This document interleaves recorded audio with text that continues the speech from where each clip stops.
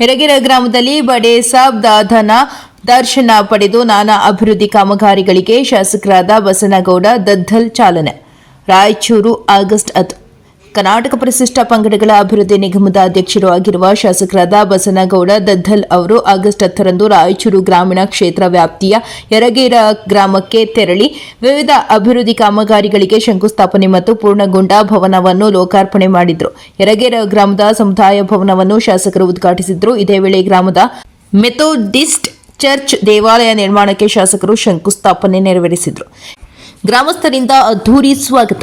ನಾನಾ ಅಭಿವೃದ್ಧಿ ಕಾಮಗಾರಿಗಳಿಗೆ ಚಾಲನೆ ಕೊಡಲು ಶಾಸಕರಾದ ಬಸನಗೌಡ ದದ್ದಲ್ ಅವರು ಗ್ರಾಮಕ್ಕೆ ಆಗಮಿಸುತ್ತಿದ್ದಂತೆ ಯರಗೇರ ಗ್ರಾಮಸ್ಥರು ಮತ್ತು ಮುಖಂಡರು ಹಾಗೂ ಅಭಿಮಾನಿಗಳು ಅದ್ದೂರಿ ಸ್ವಾಗತ ಕೋರಿದರು.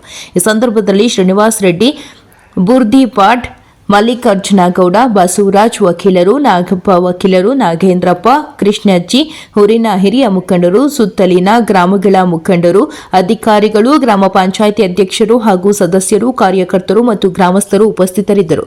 ವರದಿ ಗಾರ್ಲದಿನ್ನಿ ವೀರನಗೌಡ. ಹಾಗಾಗಿ ಅವರ ಜೊತೆಗೆ ಇವತ್ತು ಏನು ನಮಗೆ ಯರಗೇರಲ್ಲಿ ದೊಡ್ಡ ಪ್ರಮಾಣದ ಚರ್ಚೆಯನ್ನು ತಾವು ಮಾಡ್ಕೊಂಡಿದ್ದಾರೆ.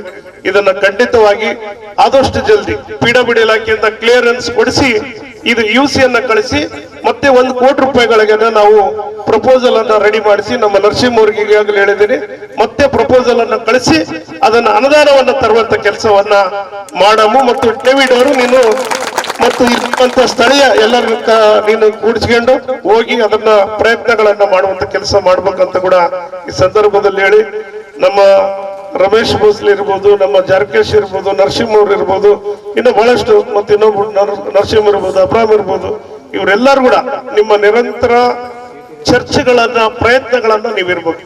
ನಾನು ಈ ಕ್ಷೇತ್ರದ ಶಾಸಕನಾಗಿ ನಿಮ್ಮ ಜೊತೆಗಿದ್ದೀನಿ. ಯಾವುದೇ ಚರ್ಚೆಗಳಿಗೆ ಏನೇನು ಈಗ ನಾವು ಅನುದಾನಗಳನ್ನ ಕೊಟ್ಟಿದ್ದೀವಿ ಅವೆಲ್ಲವನ್ನ ಮುಖ್ಯಮಂತ್ರಿ ಕಾರ್ಯಕ್ರಮದಲ್ಲಿ ಈಗಾಗಲೇ ಉದ್ಘಾಟನೆ ಮಾಡಿ ಎಲ್ಲ ಬೋರ್ಡ್ಗಳನ್ನ ಕೂಡ ಕಳಿಸಿದೀವಿ. ಆ ಬೋರ್ಡ್ಗಳ ಎಲ್ಲ ಉದ್ಘಾಟನೆಗಳನ್ನ ಅವತ್ತು ಅಡಿಗಲ್ಲಾಗಿದೆ. ಆದ್ರೂ ಕೂಡ ತಾವೆಲ್ಲರೂ ಅಪೇಕ್ಷೆ ಅಂತಿಲ್ಲ, ತಾವು ಒಂದ್ಸಲ ಚರ್ಚೆಗೆ ಬರ್ಬೇಕಂದಾಗ ನಾನು ಅವತ್ತೇ ಇದು ಮಾಡಿದೀವಿ ಅಂತ ಹೇಳಿದ್ರು, ಇಲ್ಲ ಬರ್ಬೇಕಂದಾಗ ಆಯ್ತು ನಾವು ಕೂಡ ಬಂದಿದ್ದು ನೋಡಿದ್ರೆ ನಮಗೆ ಮತ್ತೆ ಇನ್ನ ಹುಮ್ಮಸ್ಸು ಬರ್ತದೆ. ಇಲ್ಲಪ್ಪ ನಮ್ಮವ್ರ ಕೆಲಸ ಪ್ರಾರಂಭ ಮಾಡಿರ ಇದನ್ನ ಯಾವುದೇ ಕಾರಣಕ್ಕೂ ನಾವು ಮುಗಿಸ್ಬೇಕಂತೇಳಿ. ಯಾಕಂದ್ರೆ ಬಹಳಷ್ಟು ಜನಸಂಖ್ಯೆ ನಮ್ಮವರು ಈ ಚರ್ಚಾಲಯದಲ್ಲಿ ಪ್ರಾರ್ಥನೆ ಮಾಡುವಂತ ಇದು ಪವಿತ್ರವಾದ ಆಲಯ ಇದೆ. ಹಾಗಾಗಿ ಇದನ್ನು ಆದಷ್ಟು ಶೀಘ್ರದಲ್ಲಿ ಮುಗಿಸಿಕೊಡೋದಕ್ಕೆ ನಿಮ್ಮೆಲ್ಲರ ಪ್ರಯತ್ನದ ಜೊತೆಗೆ ಈ ಕ್ಷೇತ್ರದ MLA ಆಗಿ ನಾನು ಕೂಡ ಪ್ರಯತ್ನವನ್ನ ಮಾಡೋಣ ಅಂತ ಕೂಡ ಈ ಸಂದರ್ಭದಲ್ಲಿ ಹೇಳಿ